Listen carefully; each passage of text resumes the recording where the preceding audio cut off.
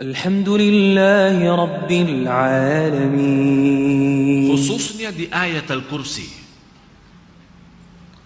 Kan habis kita salat, habis zikir-zikir kan baca ayat Al-Kursi kan?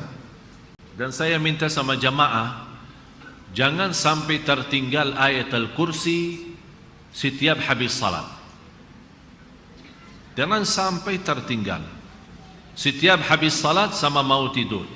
Kenapa? Rasulullah sallallahu alaihi wasallam bersabda di hadis yang sahih, "Man qara'a ayatal kursi dubura kulli salatin laisa bainahu wa baina dukhulil jannati illa an yamut." Barang siapa yang membaca ayat al-kursi setiap habis salat, tidak ada halangan untuk masuk surga kecuali mati.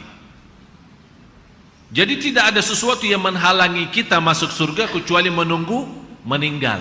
Ini keutamaan ayat Al-Kursi dibacakan setiap habis salat.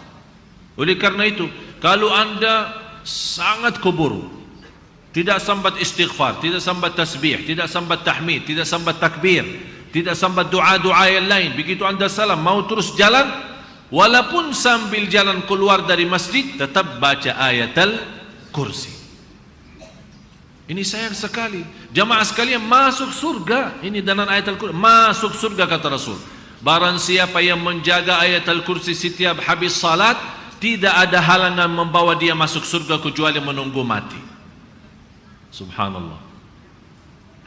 Jadi khususnya ayat Al-Kursi, kalau kita bacakan A'udzu billahi minasyaitonir rajim, jangan disambungkan dengan Allahu la ilaha illa huwal hayyul qayyum. Dari sisi makna tidak baik. Karena sekarang kita sudah sepakat, kalau kita baca di tengah surah cukup a'udzu, tidak ada bismillah kan? Tapi boleh enggak baca bismillah? Kalau soal boleh, boleh saja. Tapi kita kan mencari yang terutama. A'udzu billahi minasyaitonir rajim, berhenti. Allahu la ilaha illa huwal hayyul qayyum. Tapi kalau kita a'udzu billahi minasyaitonir rajim, Allahu la ilaha, berarti di sini kita berlindung kepada Allah sendiri dari Allah sendiri. Jadi seolah-olah terlipat Allah sama syaitannya gitu. Berarti dari sisi makna tidak baik. A'udzu billahi minasyaitonir rajim, berhenti. Allahu la ilaha illa huwal hayyul qayyum, dan seterusnya. Kalau anda merasa belum mantap kalau tidak bawa bismillah, ya silahkan. Tidak ada yang melarang baca bismillah.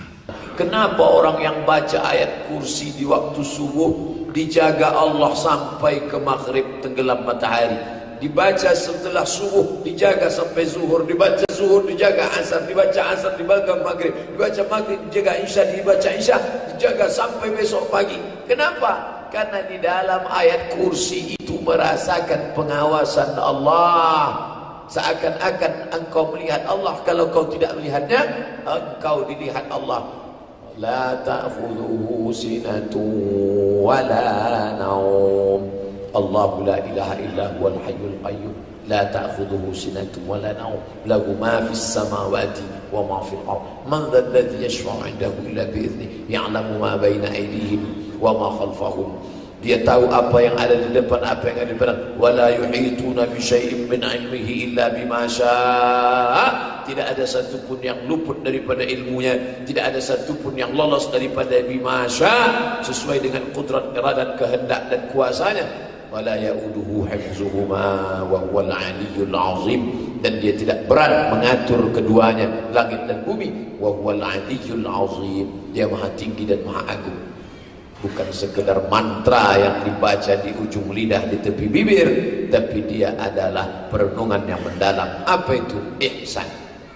Di dalam salat ada ihsan, di dalam salawat ada ihsan, di dalam umrah ada ihsan, di dalam haji ada ihsan, di dalam doa ada ihsan. Orang ketika berdoa, tangan dia angkat tinggi dalam keadaan khusyuk. Rabbana zalamna anfusana wa illam taghfir lana wa tarhamna lanakunanna minal khasirin.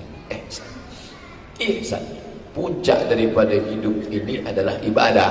Karena kata Allah, wa ma khalaqatul jinna wal insa illa liya'budun. Puncak dari hidup ini adalah ibadah, dan puncak daripada ibadah itu adalah ihsan. Alhamdulillahi Rabbil Alamin.